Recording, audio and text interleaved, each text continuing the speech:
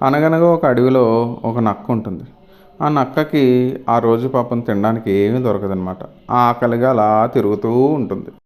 అలా తిరగ్గా తిరగ్గా ఒక వేటగాడు ఒక అడవి పందిని చంపడం చూస్తుందనమాట. ఆ వేటగాడు ఆ అడవి పందిని చంపి దాన్ని తీసుకుందామని వెళ్తూ ఉంటాడు. ఈలోపు ఒక పెద్ద పులొచ్చి ఆ వేటగాడిని చంపి తినేద్దామని చూస్తూ ఉంటుంది. ఆ వెనక నుంచి అటాక్ చేసి ఆ పులి ఆ వేటగాడిని చంపేస్తుంది అనమాట. వేటగాడేమో అడవి పందిని చంపితే పులేమో వేటగాడిని చంపేస్తుంది.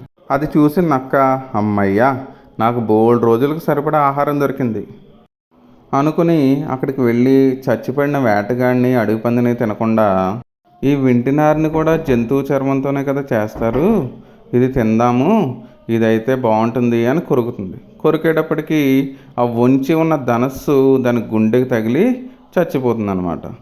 హాయిగా వేటగాడిని అడవి పందిని తినకుండా అది కొరికింది, చచ్చింది. కాబట్టి ఎప్పుడైనా సరే దురాశ దుఃఖమునకు చేటు. కాబట్టి మనం కూడా నక్కలాగా ఆలోచించకుండా మంచిగా ఆలోచించి దురాశ పడకుండా హ్యాపీగా బతకాలి. ఓకేనా?